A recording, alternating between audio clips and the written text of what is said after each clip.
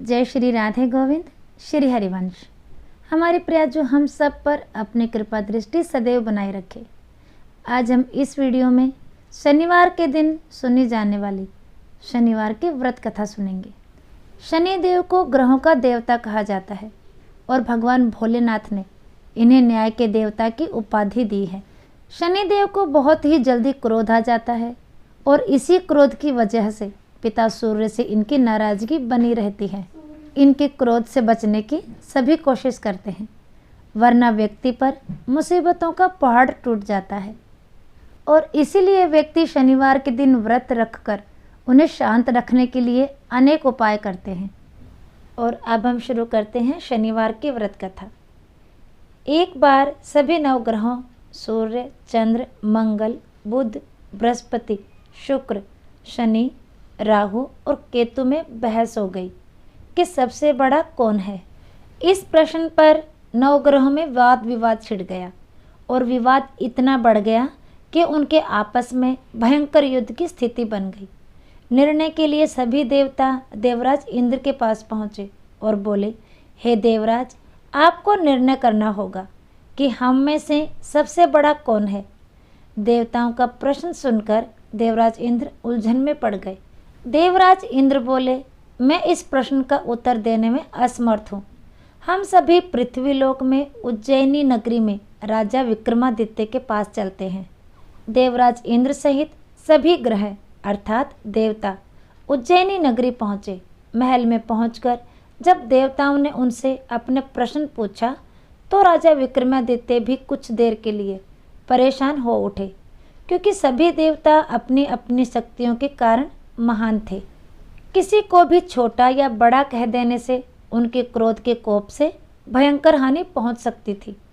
अचानक राजा विक्रमादित्य को एक उपाय सूझा और उन्होंने विभिन्न धातुओं स्वर्ण, रजत अर्थात चांदी, कांसा, ताम्र अर्थात तांबा, सीसा, रंगा, जस्ता, अभ्रक और लोहे के 9 आसन बनवाए। धातुओं के गुणों के अनुसार सभी आसनों को एक दूसरे के पीछे रखवा कर उन्होंने देवताओं को अपने अपने सिंहासन पर बैठने को कहा। सभी देवताओं के बैठने के बाद राजा विक्रमादित्य ने कहा, आपका निर्णय तो स्वयं हो गया। जो सबसे पहले सिंहासन पर विराजमान है वही सबसे बड़ा है। राजा विक्रमादित्य के निर्णय को सुनकर शनिदेव ने सबसे पीछे आसन पर बैठने के कारण अपने को छोटा जानकर क्रोधित होकर कहा, राजा विक्रमादित्य, तुमने मुझे सबसे पीछे बैठाकर मेरा अपमान किया है। तुम मेरी शक्तियों से परिचित नहीं हो। मैं तुम्हारा सर्वनाश कर दूंगा।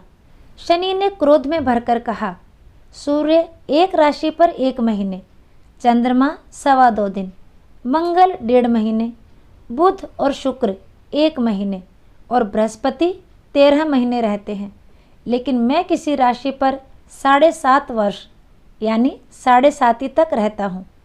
बड़े बड़े देवताओं को मैंने अपने प्रकोप से पीड़ित किया है। राम को 7.5 के कारण ही वन में जाकर रहना पड़ा और रावण को 7.5 के कारण ही युद्ध में मृत्यु का शिकार होना पड़ा। अब तू भी मेरे कोप से नहीं बच सकेगा। इसके बाद अन्य ग्रहों के देवता प्रसन्नता के साथ वहाँ से चले गए, परंतु शनिदेव बड़े क्रोध के साथ वहाँ से विदा हुए। राजा विक्रमादित्य पहले की तरह ही न्याय करते रहे। उनके राज्य में सभी स्त्री और पुरुष बहुत आनंद से जीवन यापन कर रहे थे। कुछ दिन ऐसे ही बीत गए। उधर शनि देवता अपने अपमान को भूले नहीं थे।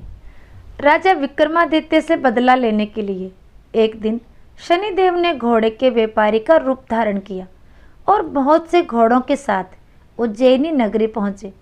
राजा विक्रमादित्य ने राज्य में किसी घोड़े के व्यापारी के आने का समाचार सुना तो अपने अश्वपालों को कुछ घोड़े खरीदने के लिए भेजा। घोड़े बहुत ही कीमती थे। अश्वपाल ने जब वापस लौटकर इस संबंध में बताया तो राजा विक्रमादित्य ने स्वयं आकर एक सुंदर व शक्तिशाली घोड़े को पसंद किया। घोड़े की चाल देखने के लिए राजा उस घोड़े पर सवार हुए तो वह घोड़ा बिजली की गति से दौड़ पड़ा। तेजी से दौड़ता घोड़ा राजा को दूर एक जंगल में ले गया और फिर राजा को वहां गिराकर जंगल में कहीं गायब हो गया। राजा अपने नगर को लौटने के लिए जंगल में भटकने लगा, लेकिन उन्हें लौटने का कोई रास्ता नहीं मिला। राजा को भूख प्यास भी लगाई थी। बहुत घूमने पर उसे एक चरवाहा मिला। राजा ने उससे पानी मांगा। पानी पीकर राजा ने उस चरवाहे को अपनी अंगूठी दे दी। फिर उससे रास्ता पूछकर वह जंगल से निकलकर पास के नगर में पहुंचा। राजा ने एक सेठ की दुकान पर बैठकर कुछ देर आराम किया। उस सेठ ने राजा से बातचीत की तो राजा ने उसे बताया कि मैं उज्जैनी नगरी से आया हूँ। राजा के कुछ देर दुकान पर बैठने से सेठ जी की बहुत बिक्री हुई। उस सेठ ने राजा को बहुत भाग्यवान समझा और खुश होकर उसे अपने घर भोजन के लिए ले गया। सेठ के घर में सोने का एक हार खूंटी पर लटका हुआ था। राजा को उस कमरे में छोड़कर सेठ कुछ देर के लिए बाहर गया और तभी एक आश्चर्यजनक घटना घटी। राजा के देखते देखते सोने के उस हार को खूंटी निगल गई। सेठ ने कमरे में लौटकर हार को गायब देखा तो चोरी का संदेह राजा पर ही किया, क्योंकि उस कमरे में राजा ही अकेला बैठा था। सेठ ने अपने नौकरों से कहा कि इस परदेशी को रस्सियों से बांधकर नगर के राजा के पास ले चलो। विक्रमादित्य को रस्सी से बांधकर राजा के पास ले जाया गया। राजा ने विक्रमादित्य से हार के बारे में पूछा तो उसने बताया कि उसके देखते ही देखते खूंटी ने हार को निगल लिया था। इस पर राजा ने क्रोधित होकर चोरी करने के अपराध में विक्रमादित्य के हाथ पांव काटने का आदेश दिया। राजा विक्रमादित्य के हाथ पांव काटकर उसे नगर की सड़क पर छोड़ दिया गया। वहां से कुछ दिन बाद एक तेली उठाकर उसे अपने घर ले गया और उसे अपने कोल्हू पर बिठा दिया। राजा आवाज़ देकर बैलों को हाँकता रहता। इस तरह तेली के बैल चलते रहे और राजा को भोजन मिलता रहा। शनि के प्रकोप की 7.5 पूरी होने पर वर्षा ऋतु प्रारंभ हुई। राजा विक्रमादित्य एक रात मेघमल्हार गा रहा था कि तभी नगर के राजा की लड़की राजकुमारी मोहिनी रथ पर सवार उस तेली के घर के पास से गुजरी। उसने मेघमल्हार सुना तो उसे बहुत अच्छा लगा और दासी को भेजकर गाने वाले को बुलाने को कहा। दासी ने लौटकर राजकुमारी को अपंग राजा के बारे में सब कुछ बता दिया।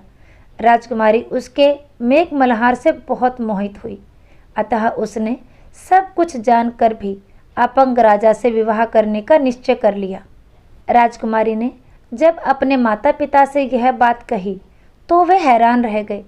रानी ने मोहिनी को समझाया, बेटी तेरे भाग्य में तो किसी राजा की रानी होना लिखा है, फिर तो उस अपंग से विवाह करके अपने पांव पर कुल्हाड़ी क्यों मार रही है। बहुत समझाने पर भी राजकुमारी ने अपनी जिद नहीं छोड़ी। अपनी जिद पूरी करने के लिए उसने भोजन करना छोड़ दिया और प्राण त्याग देने का निश्चय कर लिया। आखिर राजा रानी को विवश होकर अपंग विक्रमादित्य से राजकुमारी का विवाह करना पड़ा। विवाह के बाद राजा विक्रमादित्य और राजकुमारी तेली के घर में रहने लगी। उसी रात स्वप्न में शनिदेव ने राजा से कहा, राजा तुमने मेरा प्रकोप देख लिया, मैंने तुम्हें अपने अपमान का दंड दिया है। राजा ने शनिदेव से क्षमा करने को कहा और प्रार्थना की, हे शनिदेव आपने जितना दुख मुझे दिया है अन्य किसी को ना देना। शनिदेव ने कुछ सोचकर कहा, राजा मैं तुम्हारी प्रार्थना स्वीकार कर सकता हूँ। जो कोई स्त्री पुरुष मेरी पूजा करेगा, शनिवार को व्रत करके मेरी व्रत कथा सुनेगा, उस पर मेरी अनुकंपा बनी रहेगी। प्रातःकाल राजा विक्रमादित्य की नींद खुली तो अपने हाथ पांव देखकर राजा को बहुत खुशी हुई। उसने मन ही मन शनिदेव को प्रणाम किया। राजकुमारी भी राजा के हाथ पांव सही सलामत देखकर आश्चर्य में डूब गई। तब राजा विक्रमादित्य ने अपना परिचय देते हुए अपनी रानी से शनिदेव के कोप की सारी कहानी सुनाई। सेठ को जब इस बात का पता चला तो दौड़ता हुआ तेली के घर पहुंचा और राजा के चरणों में गिरकर क्षमा मांगने लगा। राजा ने उसे क्षमा कर दिया क्योंकि यह सब तो शनिदेव के कोप के कारण हुआ था। सेठ राजा को अपने घर ले गया और उसे भोजन कराया। भोजन कराते समय वहाँ एक आश्चर्यजनक घटना घटी। सबके देखते देखते उस खूंटी ने हार उगल दिया। सेठ जी ने अपनी बेटी का विवाह भी राजा के साथ कर दिया और बहुत से स्वर्ण आभूषण, धन आदि देकर राजा को विदा किया।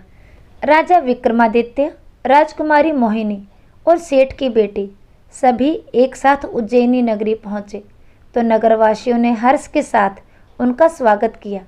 अगले दिन राजा विक्रमादित्य ने पूरे राज्य में घोषणा करवाई कि शनिदेव सब देवों में सर्वश्रेष्ठ हैं। प्रत्येक स्त्री पुरुष शनिवार को उनका व्रत करे और व्रत कथा अवश्य सुने। राजा विक्रमादित्य की घोषणा से शनिदेव बहुत प्रसन्न हुए। शनिवार का व्रत करने और व्रत कथा सुनने के कारण सभी लोगों की मनोकामनाएं शनिदेव की अनुकंपा से पूरी होने लगी। सभी लोग आनंदपूर्वक रहने लगे। तो आज इस वीडियो में हमने शनिवार की व्रत कथा सुनी। आज का वीडियो यहीं तक, फिर मिलेंगे अगले वीडियो में। तब तक के लिए सभी को प्रेम भरी राधे राधे।